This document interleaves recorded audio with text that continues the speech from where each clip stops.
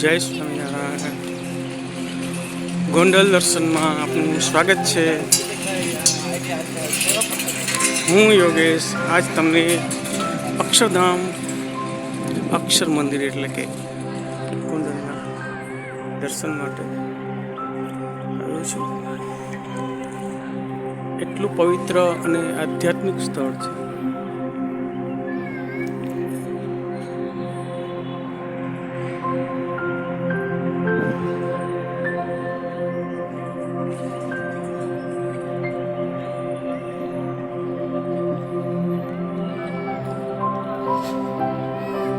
સ્વામિનારાયણ ભગવાનનું પવિત્ર અને ધામ છે.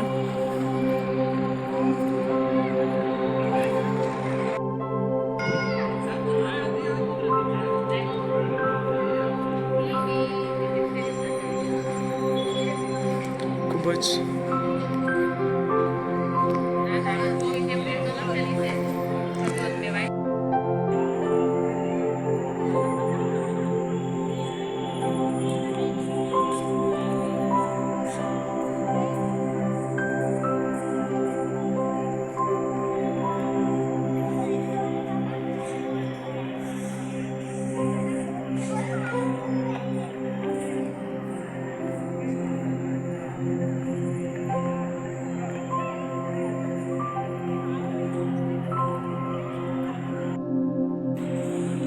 બ્રહ્મ સ્વરૂપ ભગતજી મહારાજ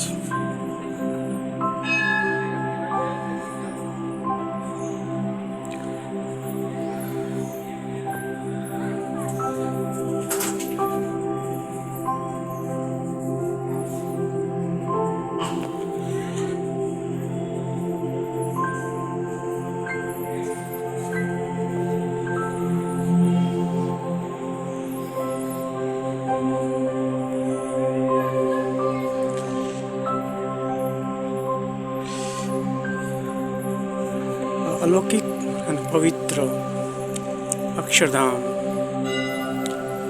એટલે મોક્ષનું દ્વાર, જ્યાં પરમ શાંતિ અને આધ્યાત્મિક ઉર્જાનો અનુભવ કરતો અક્ષર મંદિર ગોંડલ.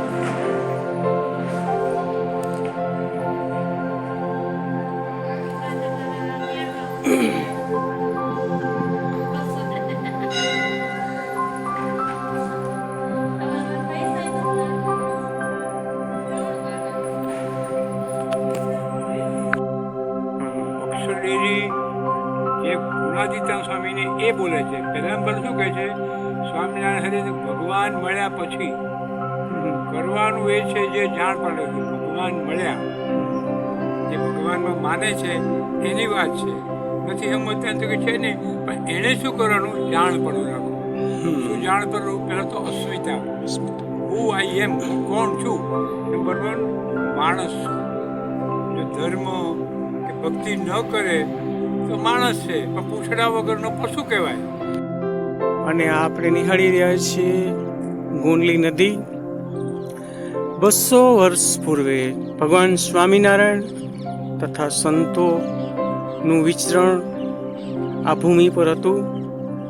આ નદીમાં અનેક વાર સ્નાન કરેલું ભગવાન સ્વામિનારાયણ તથા સંતો મહંતોએ, મહંત સ્વામી મહારાજે, પ્રમુખ સ્વામી મહારાજે. આ પવિત્ર નદીનું ખૂબ જ મહત્વ છે, ખૂબ જ રહસ્ય છે.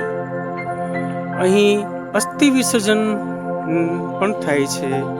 અહીં ને અસ્થિ વિસર્જન કરનારના પરમ મોક્ષધામ અક્ષરધામ નિવાસી થાય છે. તો સ્વામિનારાયણ ભગવાન અહીં 2 મહિના સુધીનું અહીં તેનું વિચરણ કરેલું. અહીં અનેક વાર સ્નાન પણ કરેલું. તો આ એવી પવિત્ર નદી છે, જો અહીં સ્નાન જે પણ કરે તેના અસંખ્ય પાપોનો નાશ થાય છે. મન એકદમ શાંત થઈ જાય છે, અતિ પવિત્ર થઈ જાય છે. તો આવા દિવ્ય સ્થળનું આજે આપણે મુલાકાત લીધી, દર્શન કર્યા, પવિત્ર નદીને નું વિચરણ કર્યું. જો તમને આ વિડીયો ખૂબ જ સારો લાગ્યો હોય તો મારી ચેનલને લાઈક કરજો અને અહીં ક્યારેક પણ આવો અક્ષરધામના દર્શન કરવા, ભગવાન સ્વામિનારાયણના આશીર્વાદ લેવા. તો આપણે હવે રજા લઈએ છીએ સ્થળેથી. જય સ્વામિનારાયણ.